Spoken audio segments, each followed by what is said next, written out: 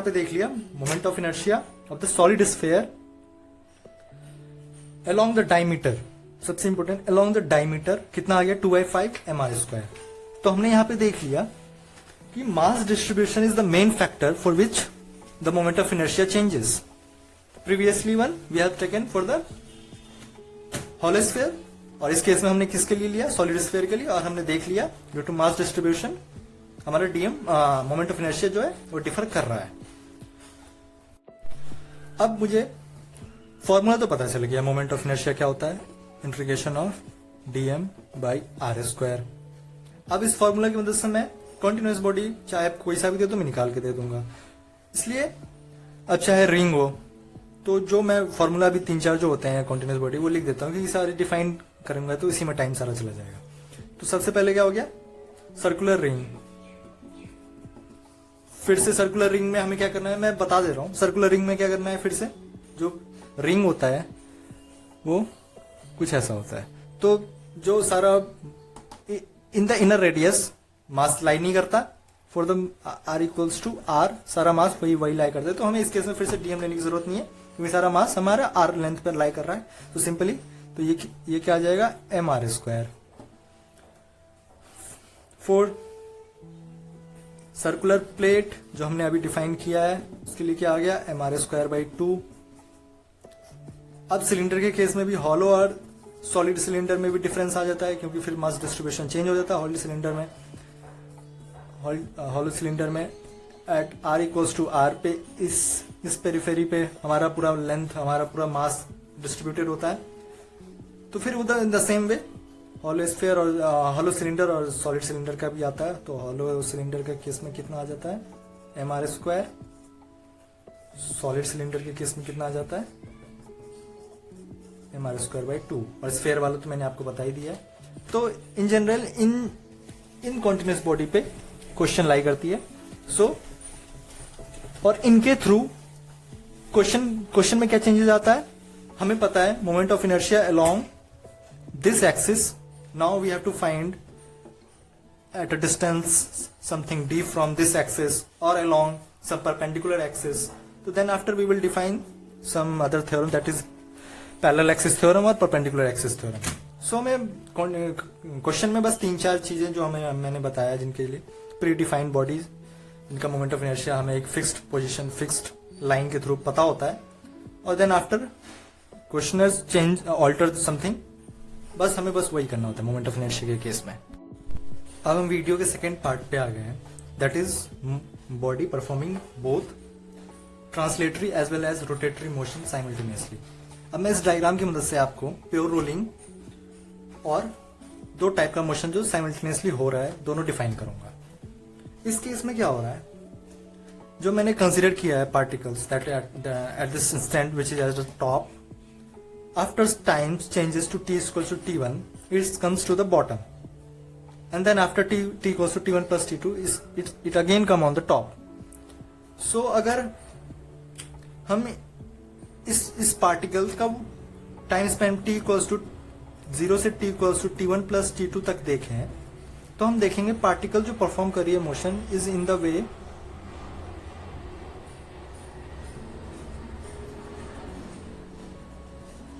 In this way the particle is performing this motion.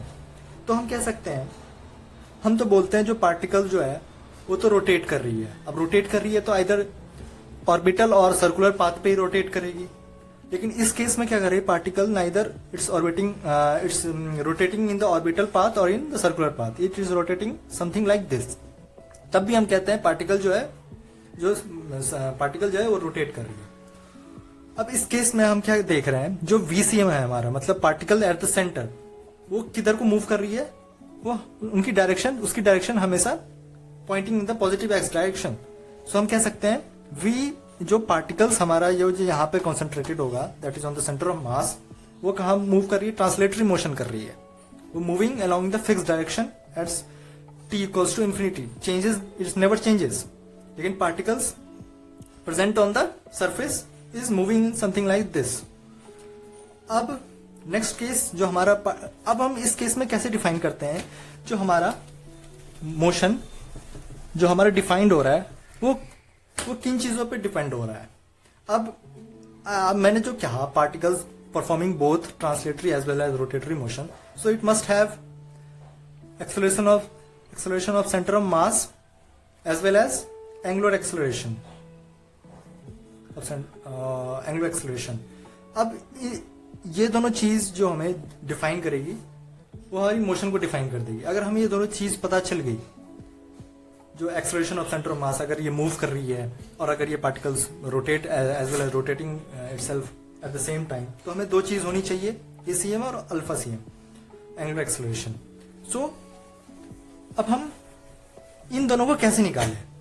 इन दोनों को निकालने के लिए हमें पहले पता होना चाहिए जो हमारा ACM होता है वो होता है F external upon total mass. अब F एक्सटर्नल क्या हो गया हमारा? Total external force acting on the particle at that point. तो F एक्सटर्नल और एंगुलर एक्सेलरेशन क्या हो गया हमारा? टाउ CM अपॉन आई हमारा हो गया मोमेंट ऑफ इनर्शिया और टाउ CM हो गया। अब आती है फ्रेम की बात। फ्रेम, हम किस फ्रेम से देख रहे हैं? अब इट्स डिपेंड्स इनर्शियल और नॉन इनर्शियल। अगर हम नॉन इनर्शियल फ्रेम से देख रहे हैं then we can't apply Newton's law, क्योंकि जब हम डिराइव करते हैं तो F इक्वल्स टू ma लिखते हैं, और for the non inertial frame its doesn't hold. So अगर सिंपली अगर हम इनर्शियल फ्रेम में देख रहे हैं तो हमें तो कोई दिक्कत नहीं आएगी, हम तो यही फॉर्मूला यूज करेंगे, I equals to tau equals to I alpha. It's holds only for the inertial frame. अगर नॉन इनर्शियल फ्रेम में हम आ रहे हैं तो हमें फिर दिक्कत आएगी, क्योंकि फिर हम इसको यूज नहीं कर पाएंगे। फिर इसको यूज नहीं कर पाएंगे तो हमारा टाउ निकलेगा नहीं, टाउ नहीं निकलेगा तो हमारा एंगुलर एक्सेलरेशन निकलेगा नहीं। तो उस केस में क्या करना चाहिए हमें? उस केस में हमें क्या करना चाहिए? अब हमने न्यूटन्स लॉ ऑफ मोशन में पढ़ा है, जब हम कोई बॉडी को नॉन इनर्शियल फ्रेम से देखते हैं तो वहां पे क्या होता है? शूडो फोर्स नाम का एक टर्म आता है। अब इस केस में शूडो फोर्स के कारण हमारा शूडो टॉर्क आएगा, क्योंकि रोटेशन हो रहा है तो टॉर्क आना जरूरत है। तो हमारा इसमें क्या आएगा? शूडो टॉर्क आएगा। अगर शूडो टॉर्क जो हमारा आएगा, अगर वो एग्जिस्ट करेगा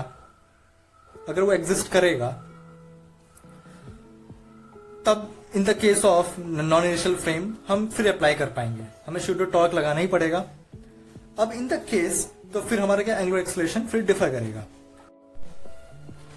but here is also one case. अब प्रीवियस केस में जब हमने एंगुलर मोमेंटम की बात करी थी तो हमने बात करी थी angular momentum always depends upon the reference point. But irrespective of the reference point, if we have chosen the reference from the point that is on the center of mass and the same axis is of rotation, अगर same axis rotation और centre of मास का है तो reference point हमारा चाहे space में हो, कोई सा भी कोऑर्डिनेट्स, हमारा एंगुलर मोमेंटम डिफरेंट नहीं करती है। तो सेम हेयर हमारा एक केस है जब एक्सिस ऑफ रोटेशन और centre of mass same exist एक ही एक्सिस पे पास करेगी, तो हमारा जो होगा टॉर्क एक्सटर्नल शूडो टॉर्क जो होगा, शूडो टॉर्क वो भी जीरो हो जाएगा। और वो जीरो हो जाएगा तो हमारा फिर हम अप्लाई कर सकते हैं न्यूटन्स लॉ ऑफ मेथड्स, और tau equals to I alpha हमारा होल्ड करेगा टाउ एक्सटर्नल। तो हम वही प्रूव करेंगे अभी, जो अगर हमारा एक्सिस जो है एक्सिस ऑफ रोटेशन और सेंटर ऑफ मास, अगर वो एक ही एक्सिस पे लाई कर रही है और सेंटर ऑफ मास के थ्रू पास कर रही है एक्सिस ऑफ रोटेशन, तो टॉर्क एक्सटर्नल हम प्रूव करेंगे जीरो। और वो कैसे प्रूव करेंगे? अब हम torque due to pseudo torque निकाल रहे हैं, तो शूडो टॉर्क हमारे फॉर्मूले से क्या आता है? समेशन ऑफ mi और mi into a force into r square into R1 F into r. अब हम जो फोर्स की डायरेक्शन होगी वो हमारी नेगेटिव होगी, क्योंकि ये सूडो फोर्स हम डिस्क्राइब कर रहे हैं, तो ये इन द बैकवर्ड डायरेक्शन लगेगी इंटू R1। तो ये क्या आ गया हमारा? अगर हम समेशन करेंगे तो क्या आ जाएगा, और अगर हम इसको ऐसे ऐसे भी लिख सकते हैं, summation m into m1i into a upon m into ri। अब ये बहुत चीज इंपोर्टेंट चीज देखने वाली होगी, ये m1 into r1 into a upon total mass और इसका समेशन, ये क्या हमारा दे देगा, ये दे देगा हमारा coordinates of the centre of मास। और हमने पहले ही डिफाइन कर दिया है, centre of mass axis of rotation के थ्रू पास कर रही है, तो इस मस्ट बी 0। तो हमारा जो टॉर्क जो हम डिफाइन कर रहे हैं वो क्या आ जाएगा, हमारा torque due to pseudo force is equals to 0। But only holds in the case, मैं फिर से बता रहा हूं, when the axis of rotation और centre of mass lie along the same line। फिर हमारा अगर पता चल गया pseudo torque in the non inertial frame is 0, then we can apply tau equals to I alpha. It holds either irrespective of the inertial or non-inertial frame, and then we can apply for the angular acceleration, that is tau cm external upon ICM। हमें ये भी पता चल गया angular acceleration, हमारा angular acceleration जो omega से move कर रही है तो इसके कारण एंगुलर एक्सेलरेशन आएगा, और जो एवी वेलोसिटी ट्रांसलेट कर रही है तो उसके लिए क्या होगा, हमारा एसीएम आएगा, और एसीएम हमारा एफ एक्सटर्नल तो हमें पता था अपॉन टोटल मास। अब हम इस दो फॉर्मूले की मदद से हम मोशन को डिफाइन कर सकते हैं कि at something let say t close to something we can define, हमें दोनों चीज पता चल गया तो हम मोशन को डिफाइन कर सकते हैं। तो अब हम वीडियो के लास्ट एंड पे आ गए हैं, दैट इज प्योर रोलिंग।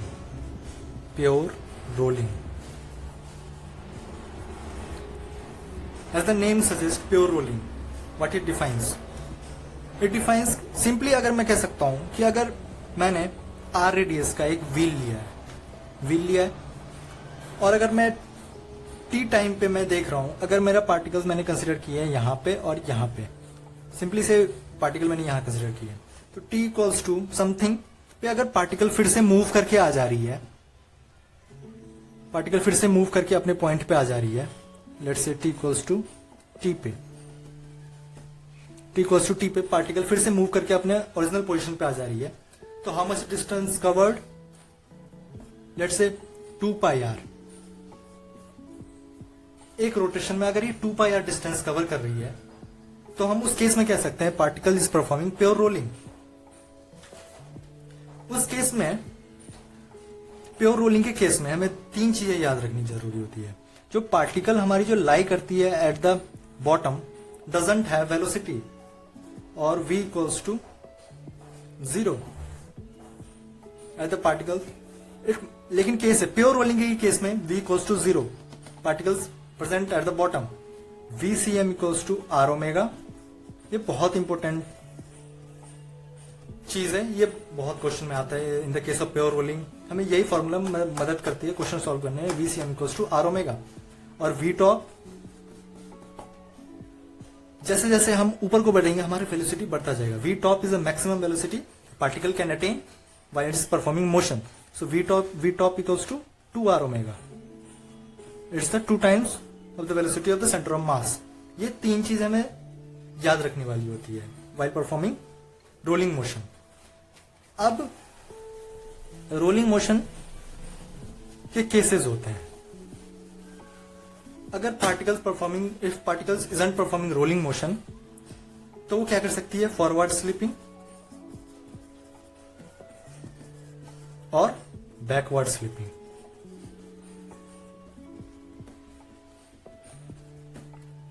और फॉरवर्ड स्लिपिंग और बैकवर्ड स्लिपिंग कैसे हो सकता है, उस केस में प्योर रोलिंग वाला केस डिफाइन होगा कि नहीं होगा, फॉरवर्ड स्लिपिंग में फोर्स किधर को लगेंगे, बैकवर्ड स्लिपिंग में फोर्स किधर को लगेगा, फॉरवर्ड स्लिपिंग में कितना डिस्टेंस कवर होगा, बैकवर्ड स्लिपिंग में कितना डिस्टेंस कवर होगा, ये सब हम अभी देखेंगे। तो इनके हाँ, तो फॉरवर्ड स्लिपिंग में जैसे ही मैंने ये एक्सटर्नल जो मैंने फोर्स डाला वो मैंने ट्रांसलेटरी फोर्स मैंने ज्यादा डाला, रोटेटरी फोर्स मैंने कम डाला, तो एज जैसे कि नाम पता है ट्रांसलेटरी फोर्स मैंने ज्यादा डाला, तो it will translate more than it will rotate.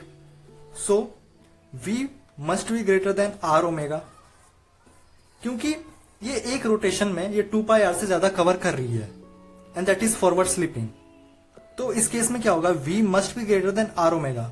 अगर v equals to r omega हो जाता तो हमारा फॉरवर्ड जो पार्टिकल्स जो आगे मूव कर रही है, और उतना ही रोटेट कर रही होती, then it's the case of pure rolling. But in the case of pure rolling and it will cover the distance of 2 pi r in one rotation. But यहां क्या हो जा रहा है, सिंपली मैं एक एग्जांपल से बता सकता हूं. जब हम स्लिपरी फील्ड पे अगर हम ब्रेक लगाते हैं, तो हमारा जो होता है व्हील वो रोटेट करना मैक्सिमम, मैं वो नहीं कह रहा, रोटेट करना कम कर देती है, और वो ट्रांसलेट करती है मतलब आगे को मूव करती है. मतलब वो एक रोटेशन जब तक होता हमारा, क्योंकि रोटेशन कम हो गया, एंगुलर वेलोसिटी हमारी कम हो गई. अब एंगुलर वेलोसिटी कम हो गई तो वो रोटेट कम कर गई तो हमारा ट्रांसलेट, क्योंकि मोशन तो है बॉडी के पास, तो किस वे में करेगी, ट्रांसलेट करेगी. तो वो एक रोटेशन में 2 पाई r से ज्यादा कवर कर लेगी. इन one rotation it will cover 2 pi r. तो अगर हमारा मोशन आगे हो रहा है तो फ्रिक्शनल मतलब स्लिप आगे को हो रही है तो फ्रिक्शनल फोर्स कितने को लगेगा, आगे को लगेगा. तो ये होता है फॉरवर्ड स्लिपिंग. अब simply in the backward direction opposite happens. वो क्या होता है, उसमें हमारा जो मोशन होता है वो ट्रांसलेट कम करती है, रोटेट ज्यादा करती है. वो एक रोटेशन में, अब जैसे ही मैंने बोला ट्रांसलेट कम करती है, रोटेट ज्यादा करती है, तो एट द सेम पॉइंट वो क्या करेगी, एक रोटेशन में ज्यादा 2 पाई r और मूव वहीं कर रही होगी, रोटेट ज्यादा कर रही होगी. एक रोटेशन में वो greater than 2 pi r cover कर लेती है. और उस केस में क्या होता है, v less than r omega. तो ये होता है बैकवर्ड स्लिपिंग. अब जैसे मैं एक सर्कुलर रिंग ले लिया, और सर्कुलर रिंग को मैंने 3 हाथों से पकड़ा, और मैंने एक हाथ जमीन पे लगाई, और उसको मैंने पीछे को ऐसे रोटेट किया. तो वो क्या करेगी, मूव करेगी, आगे को बढ़ेगी. कैसे, in the way of rotational motion as well as translatory motion. Translatory motion भी हो रही होगी क्योंकि वो आगे बढ़ रही है, लेकिन रोटेटरी ज्यादा हो रही होगी, वो एक रोटेशन में ज्यादा को घूम रही होगी. तो वही होता है बैकवर्ड स्लिपिंग. तो यही केस हमारा गया. In the pure rolling v equals to r omega, in the forward slipping v equals to v greater than r omega, और in the backward slipping v less than r omega. तो ये 3 चीज important होती है pure rolling के case में. अब हम एक न्यूमेरिकल कर लेते हैं on the based of pure rolling.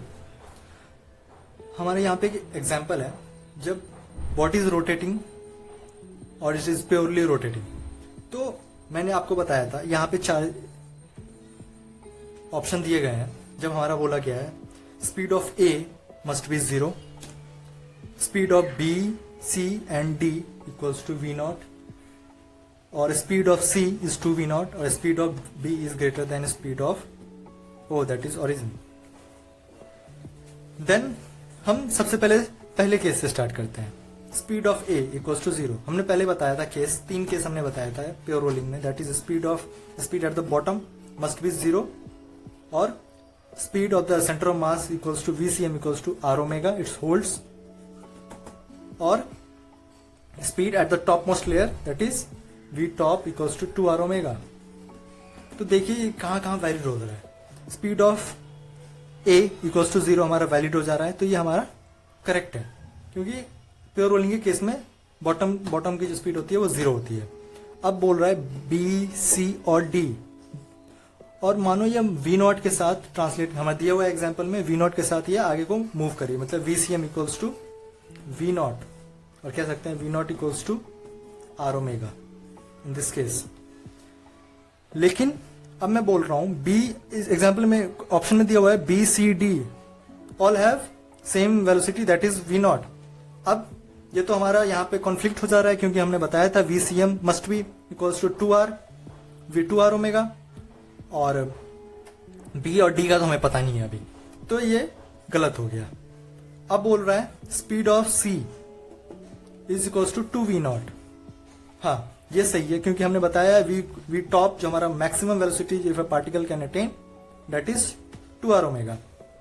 अब सबसे इंपॉर्टेंट चीज जो आती है वो आ रही है SB greater than speed of the particle that is present at the origin. मैं हमें पता नहीं है। अब स्पीड ऑफ बी हमें पता नहीं, क्योंकि हमें तो पता है ए ओ और सी पे। अब बी हम पे कैसे निकालेंगे? अब जब ये पार्टिकल बी पे आएगी तो अगर मानो इधर को रोटेट करी तो इसके पास कुछ वेलोसिटी जो होगी वो वी नॉट नीचे को लग रही होगी, नीचे को कह रहा हूँ मतलब अलोंग द टेंजेंट लग रही होगी, और सेंटर ऑफ मास हमें पता ही है वो तो ट्रांसलेट कर ही रही है वी नॉट से। तो हमारा जो नेट आ गया वो कितना आ गया? दोनों एंग 90 डिग्री पे, तो हमें तो पता ही है v naught square plus v naught square, ये क्या हो गया? √2 वी नॉट।